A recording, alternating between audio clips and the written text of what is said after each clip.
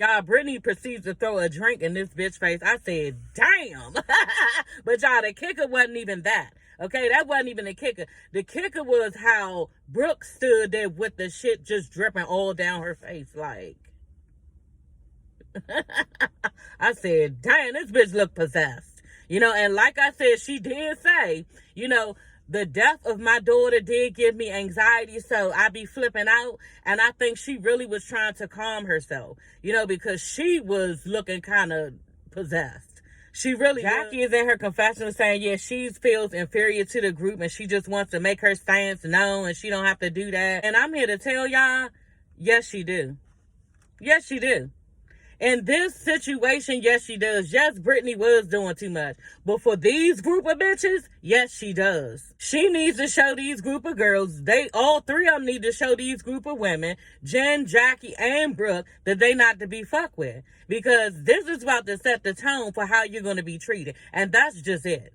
I watched this show long enough to know that. And yeah, they need to know that you ain't no bitch. Or you're not going to be able to live this down on this show. It's going to be bad for you. So I don't totally disagree with the way Brittany was acting. I don't, but at the same time, Brittany better watch herself. Because just like Brooke said, she sees red and has anxiety after the death of her daughter, and she's liable to zap out.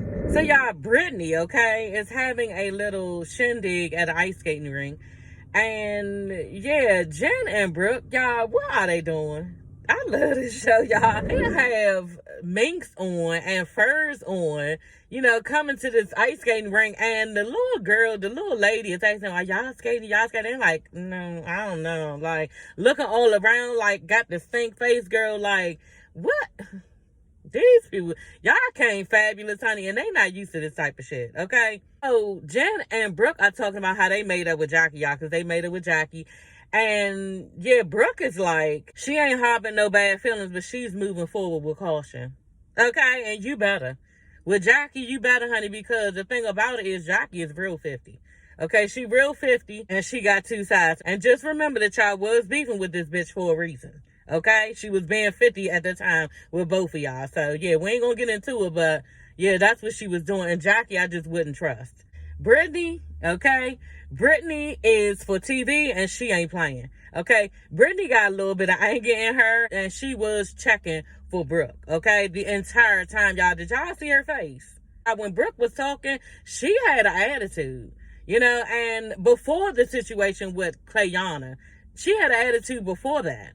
Because the entire time when Vanessa and Brooke was talking, she was just looking like, yeah, okay, bitch, whatever. The whole time, and she was drinking. Then she started knocking over drinks and stuff, and Brooke was like, are you okay, honey? Yeah, you probably need to put that down. And she did. She admitted she had one too many, y'all.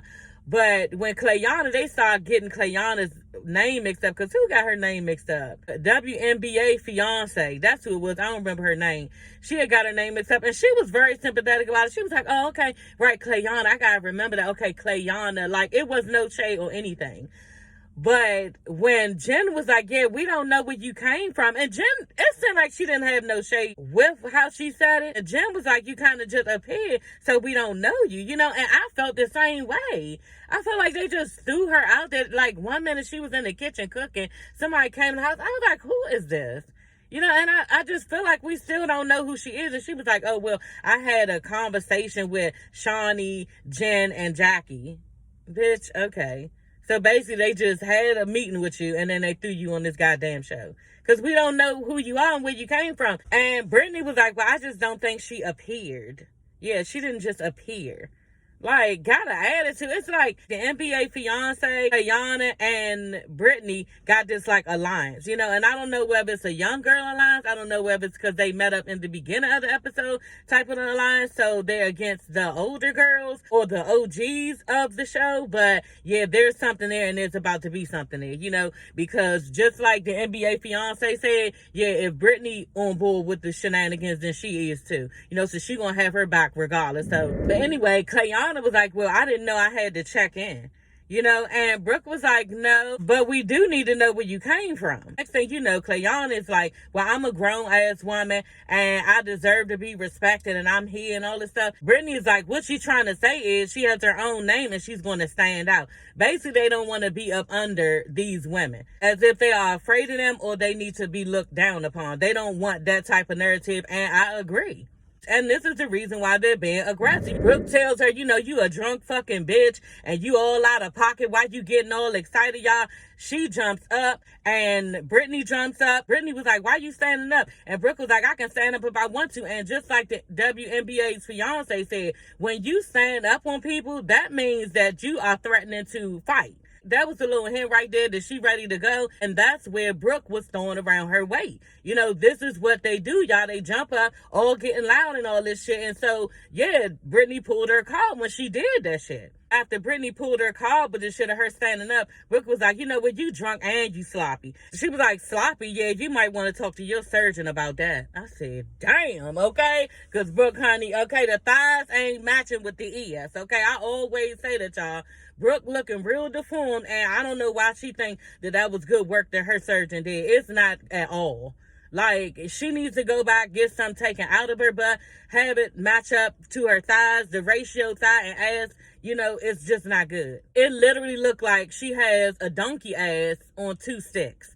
Like, it just doesn't match, and she dresses really nice. She's too pretty for that look. Like, it's bad. Brooke all mad, talking about, yeah, you stupid, you look like a whore, you dress like a little boy, and that's why your titties floppy, and you probably need surgery anyway. Y'all, Brittany proceeds to throw a drink in this bitch face. I said, damn.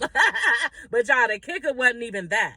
Okay, that wasn't even the kicker. The kicker was how Brooke stood there with the shit just dripping all down her face, like.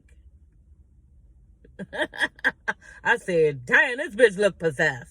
And like I said, she did say, the death of my daughter did give me anxiety, so I be flipping out. And I think she really was trying to calm herself, because she was looking kind of possessed.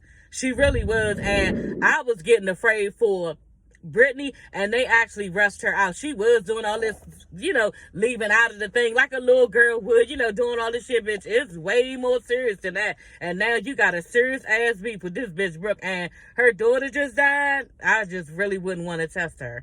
I really wouldn't. So Brittany asked for that smoke. I hope the other girls are on board for her, because now there's a serious ass beef. You done threw a drink in this bitch's face. She stood there and the shit was dripping down. Y'all, they both look crazy though. Everybody, it's your girl Sassy. Y'all, let's get into this third episode of Basketball Wives, okay? So y'all, the episode starts off with Vanessa talking to Amy. Y'all know that's Evelyn's ex's baby mother, okay? So Vanessa is saying how, Evelyn's upset because she made the homewrecker comment, but it triggered her because back then her friend Amy and Evelyn was messing with Carl, the same guy. And 10 years ago, Evelyn and Amy was pregnant at the same time. And it really wrecked and changed Amy's household, and she saw, the hurt that her friend went through. She clarifies what she meant by the homewrecker comment was Evelyn was a part of something that was wrecked. Right, a part of, not responsible for. Because that was Carl's choice to lay down with Evelyn, okay? And on top of that, Evelyn keeps saying that Carl made it out like they weren't together. And y'all know that's what men do anyway. They act like they're not dealing with this person and you be in a whole relationship with them, okay? Vanessa's taking it hard and saying how this woman came in and destroyed her marriage, talking about Evelyn when she really has her over her own situation, like she discussed with Evelyn, and that's the main thing. And I told y'all this before in my last video. It brought back memories for her for what she dealt with in the past with her husband that she is still with. Her and Evelyn met up, and she basically told Evelyn, I was triggered, by you because I had already been through my stuff with my husband. Basically, her and her husband were together. It was hard for her to get pregnant. She was very excited when she got pregnant, and then out of nowhere, she had a miscarriage because she found out that he was actually cheating on her. So she was so stressed out that she had a miscarriage. how she found out. She heard a conversation between her husband and the woman. The woman was saying, why is your wife pregnant? Like, she didn't have a right to be pregnant, and that's her husband. And Vanessa said she was really hurt by this. Said that the girl tried to blackmail her husband, said that she was going to go and put it on TMZ that he's cheating all over his wife and stuff like that. So Vanessa has a lot of hurt of what she dealt with in the past. On top of that, it probably fueled her fire even more, seeing her friend go through what she went through. And like I said, y'all, Evelyn was the focus of Vanessa's because she symbolizes all of the hurt and pain that she went through, and not just what she went through, what her friend has gone through. So that's the thing with her. But she did apologize to Evelyn, said, can we move on? Evelyn was like, yeah, that's fine. I know how you feel. Evelyn said she had 3 miscarriages in 1 year, so she know how it is. And on top of that, she was cheated on, while she was pregnant. She don't know why men do this, but this is just how they do, and it's true. We don't know the real reason on why God make men and women different, but as far as this infidelity stuff, he just does. It's bad, and it's getting real because we see all over the blogs and social media and all this stuff, it's always somebody getting caught cheating. You know what I'm saying? Now Keisha Kayo's husband has been cheating. That's what I saw riding into work. I'm like, damn. It's everybody, y'all. It's just ridiculous how men cannot be faithful, and it's just a trait that they have to cheat. Y'all, Amy did tell Vanessa, she would like her to just squash it with Evelyn just to move on. She is good in life and she not tripping off of it. It's a part of her past that was painful and she's over and she's good. So I was glad for Amy, and she genuinely did seem like she was good and wanted Vanessa to just dead the whole shit. Y'all, Brooke, okay? Brooke has gone over to her father's house to meet with him just to talk. And she's telling him that, she's gone to grief counseling. And, sometimes she wakes up in the morning and she starts to think, is this the day that I'm going to lose my mind? And y'all, I cannot even imagine. Like, that's crazy that 1 minute your child is here and the next minute they're not. That has got to be difficult to not be able to talk to your child, kiss your child, love on your child, just be with your child. Like, that's just got to be hell. It has to be hell. And why do people have to go through this? And the father was telling Brooke, it's going to get better, but it's just never going to go away.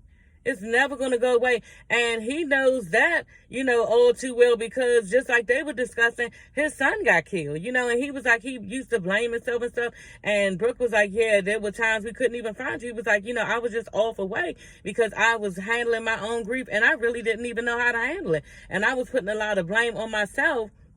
And I just didn't know how to deal with it. Then he was like, too, he played the blame game. What did I do wrong? What could I have done better and stuff like that? But he was like, at the end of the day, we all doing the best that we can. And it's true.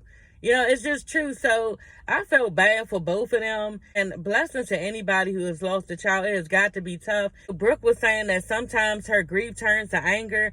And it's like an emotional roller coaster with losing her daughter. And, it's very scary. She don't know how she's going to react from day to day. And I can't even imagine, like, how do you walk around, hold your head up, laughing, all of that? And she was like, too, the guilt part of it, to being happy. She felt guilty for even being happy. And she just realizing that it's okay to smile and laugh. And I hear this from people who's lost their kids. They feel like that they're not owed joy and happiness because the child is not here on earth. And, whew, that's a lot. That's a lot. And for anybody that has to go through that, peace and blessings to you. Like, whew, I can't even imagine. I'd be a goddamn person under a bridge on crack. Like, goddamn. Then the father gonna say, look her in their face and say, when I think about her not being here, it just reminds me of all of the things that's not gonna happen. I said, whew. Y'all, Brooke tried to put on a game face and smile and everything, and then all of a sudden she looked at her father and she just broke down, honey. And he was looking like, whoo, he even looked in the camera like, this is a lot, and like I said, I can't even imagine. She looks so hurt. She looks so hurt, and it's true. And I've heard that before. My husband, one of his friends, their son passed, and he going through it. He just like, every birthday, they're not here. Okay, he would have been this age, sports that he used to be in. Oh, he like this, he like that. You get older, oh, I'm this age and my child is not here to celebrate with me. Christmas is, all this stuff is just too much. And a reminder, and it has to be constant hell. And I think that people have probably got to seek God to try to hold themselves up and deal with this, because it's too much. It has to be too much. And just be one with the Lord, because it's just not understandable how somebody can be dealt this type of pain. It's just not. Then the way that he looked at Brooke, because he knows the sorrow that his daughter is about to endure. He probably has a whole heavy heart for her, because he knows what she's about to endure in her heart. And that has to be hard as a father. Like, damn, my daughter about to go through this shit too. Everything I went through with my son's death, now this. That's just a lot, y'all. And then they showed that little girl. It was sad. It really was sad. And I felt so bad for Brooke. I really did. Like, dang, why can't that little girl just be here? Why did she have to be in that car at that time? How come she just didn't, like, be on another road? Like, it's bad, and Brooke is really going through it, y'all. But her father did tell her, it does get easy, and she was glad about that. She said thank you, and I think that that's what she needed to hear, because she needed some uplifting at that time, and we all need to know that it's going to be okay. So he did that for her, and I just thought that was priceless. But anyway, y'all, I gotta get to work. I will see you ladies and gents later. Don't forget to like, comment, and subscribe. Bye.